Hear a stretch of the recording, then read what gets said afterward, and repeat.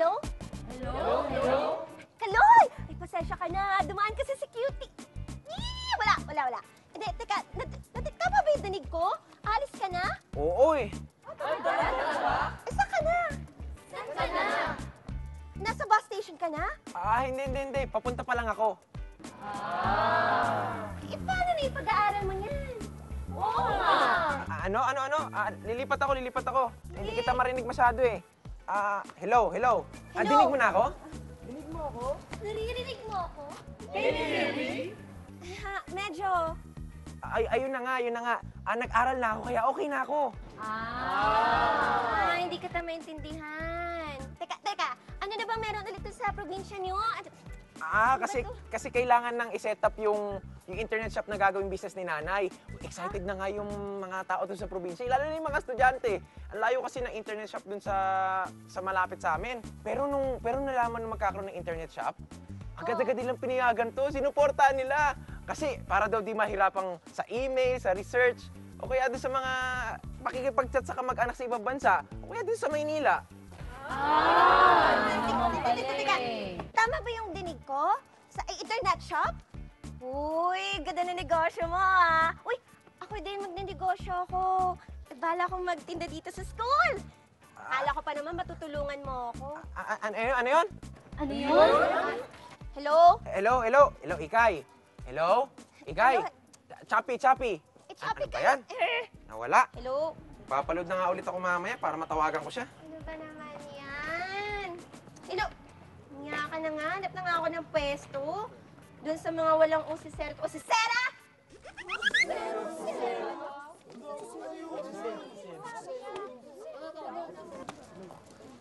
Hello? Kaloy? Hello?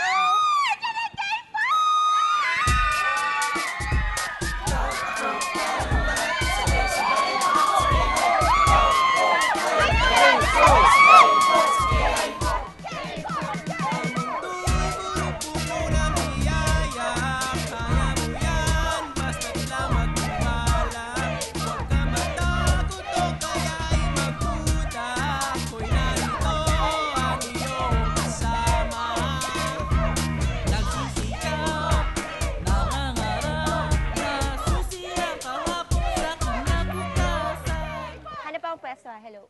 Ayan! Dinig mo na ako? O ayun nga, akala ko pa naman matutulungan mo ako doon sa bago kong negosyo. Hello? Hello? Anong negosyo ba yan? Teka, sagutin mo muna kung matutulungan mo ako. Bakit pa ba ako tinatanong kung ano yung tinatayo kong negosyo? Hindi mo naman ako matutulungan. Anong negosyo ba yan?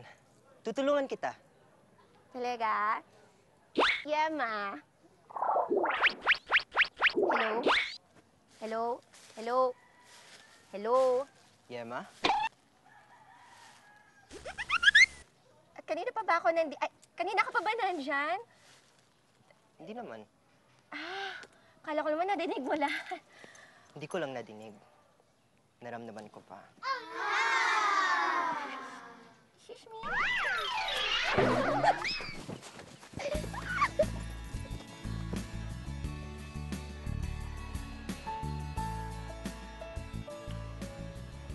Ang ganda ng tsinelas. Hello, Kaloy. Nakakainis ka. Hindi na pala ikaw ikausap ko kanina. Ay, alam mo yung sumasagot sa akin kanina? Yung cute na member ng K4. Si Kevin! Bakit nag-ring? Kausap pa kita. Hello? Kasi ako yung nag-hello. Kanina ka pa ba dyan?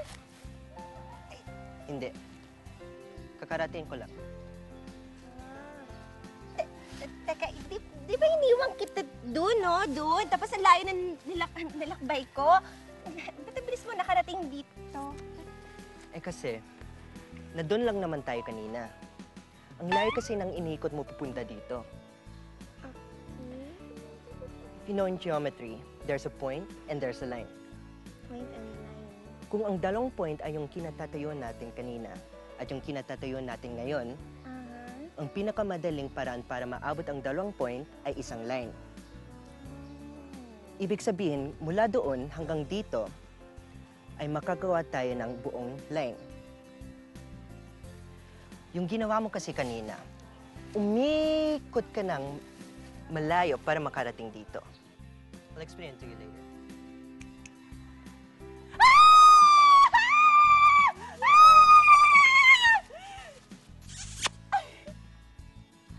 Bago mo talaga, Kevin! Ano ba mo? Bye-bye! Hawakan mo itong link.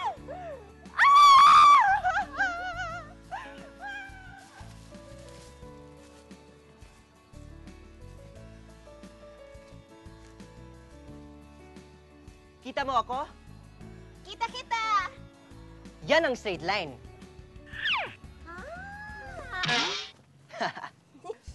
Tingnan mo. Ha? Yung ginawa mo kasi kanina, Oo. umikot ka pa. See? Hindi umabot. Pag nilagyan mo ng lines ang mga points na sinabi ko, Makakabuo tayo ng angle! tama. Point A, point B, point C. Gets mo ba, Ikay?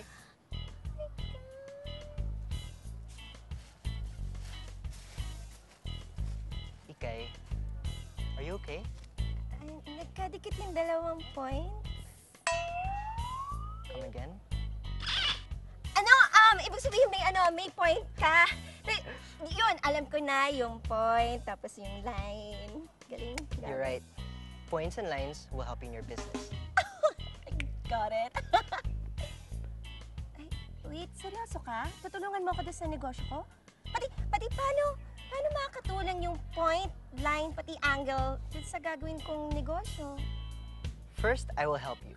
Second, I will explain to you later how we can relate points, lines, and angles in your business. Ooh. Anyway, I have to return this to you. Ay, You dropped it. thank you. Salamat. Cinderella? Kainis ka! Ah! Kaloy! Ang laki naman ang reaksyon mo! Ako nga. Eh, mas malaki reaction mo. Bakit ka nandito, ha? Eh, di ba dito ako nag-aaral? Akala ko ba, ha? Akala ko ba uuwi ka doon sa probinsya? Ano ka ba? Si nanay yung uuwi. Hinatid ko lang siya sa bus station. Ah, ganun ba? Ay, Kaloy, si Kevin. Miyembro yan ng K4, di ba? Aha. Yeah. We've met each other. Well, I guess, Ikay, you don't need my help. Huh? I have to go. If you need me, I'm just a text away. Oh, pag kailangan mo ng tulong, I'm not so far away.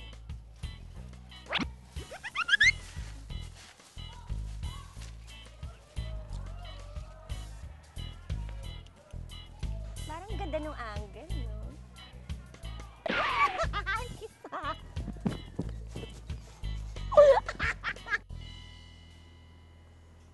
Wala pa ba si Kevin? Wala pa eh. Kausap ko kanina, Tol. Sabi niya, simulan na daw natin at hahabol na daw siya. Mabuti pa nga. Ano kaya magandang topic? Geometry.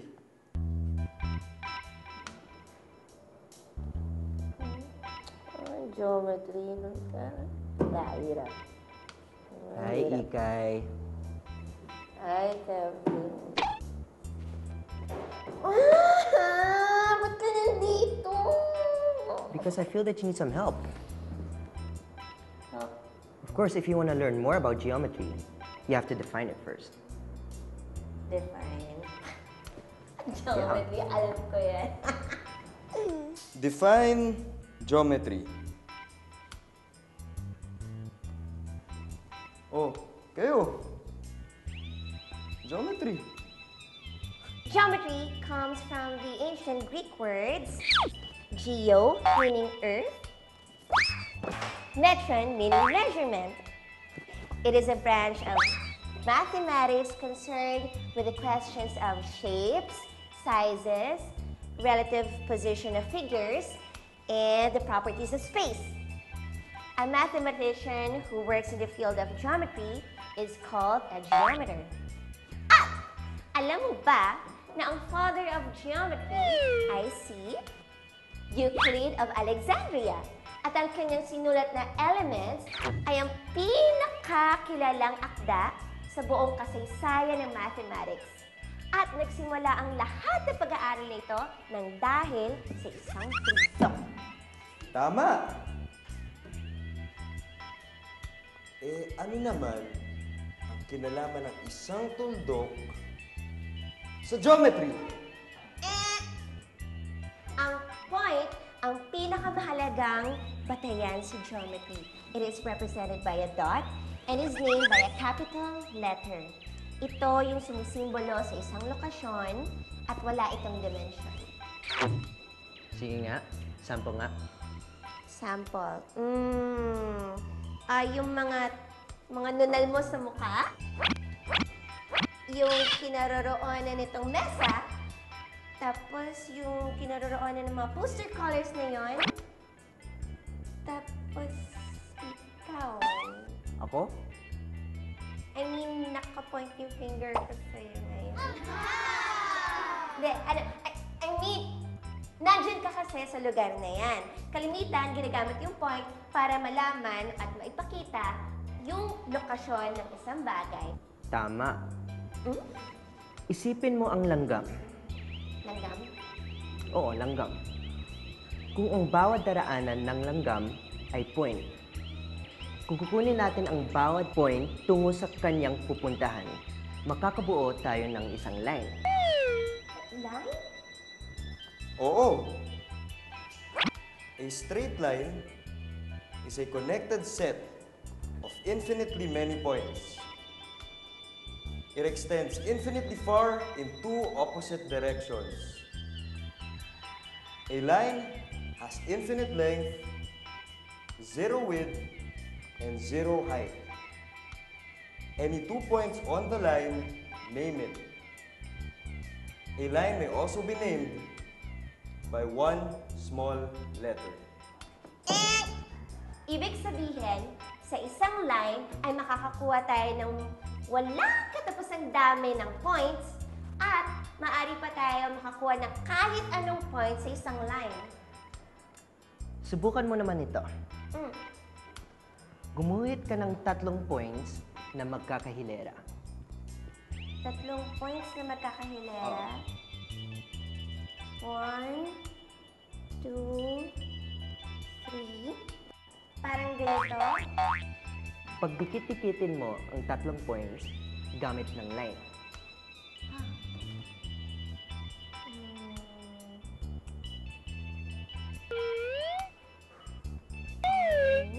Ayan. Ganito? Ang tawag dyan sa mga points na yan ay collinear points. They are points that lie on the same line.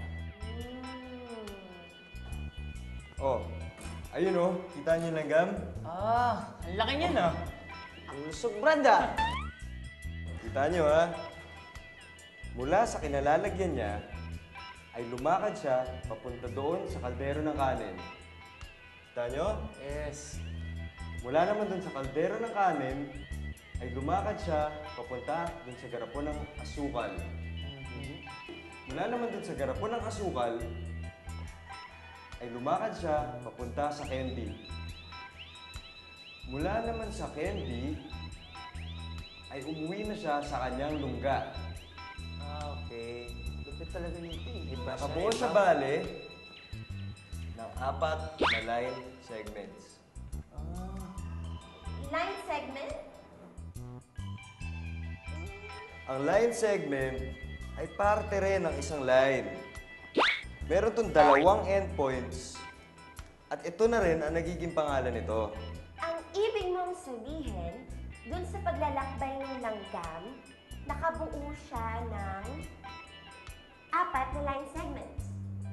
Tama? Kasi, una, mula dun sa kanyang kinalalagyan, papunta dun sa kaldero ng kanin. Mula dun sa kaldero ng kanin, pumunta siya sa garapon ng asukal. Tapos mula dun sa garapon ng asukal, papunta dun sa candy. Tapos mula dun sa candy, pauwi sa kanyang lungga. 4 na line segments. Tama. at tingnan mo kung nasaan ang garapon ng asukal. Ang garapon ng asukal ay nasa gitna ng daanan ng langgam. Ibig sabihin, Midpoint. Ang midpoint ng isang line segment ay ang point sa gitna. It divides the line segment into two equal parts. kung ang iyong ruler ay isang line segment, ano ang iyong midpoint? Kumuha ka ng ruler. Mm, Yan. Gaano kahaba ng ruler mo? 12 inches. Tama. At gaano kahaba ang bilang mula sa 6 inches hanggang sa 12 inches? 6 inches. 6 inches ang midpoint ng ruler. Tama. So, pag pinagsama mo yung 6 inches plus 6 inches is 12 inches, nasukat ng iyong buong ruler. Oo nga, ang galing!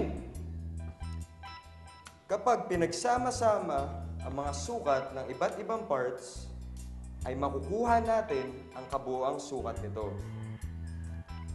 Sa kabaliktaran, maaari rin nating hatiin ang line segment sa iba't ibang parts. Teka, ang line ba meron ding midpoint?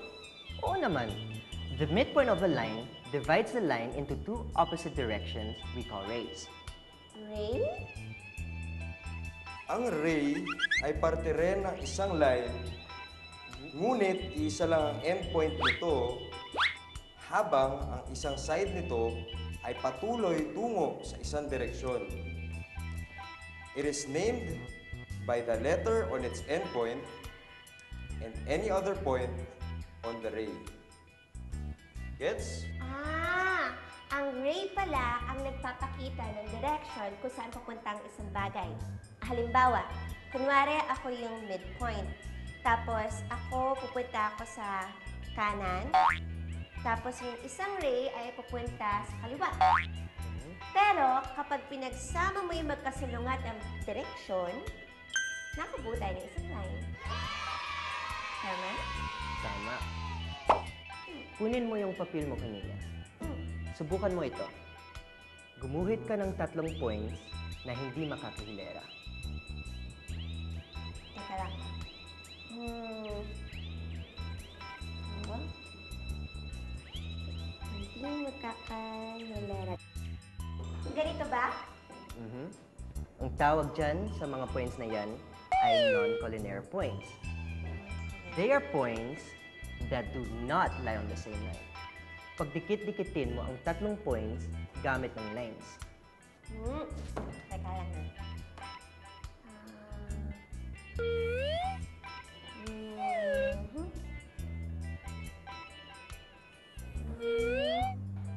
Wow! May nakabuo ako ng triangle! Tama, nakabuo ka ng triangle. At ang triangle ay isang uri ng plane.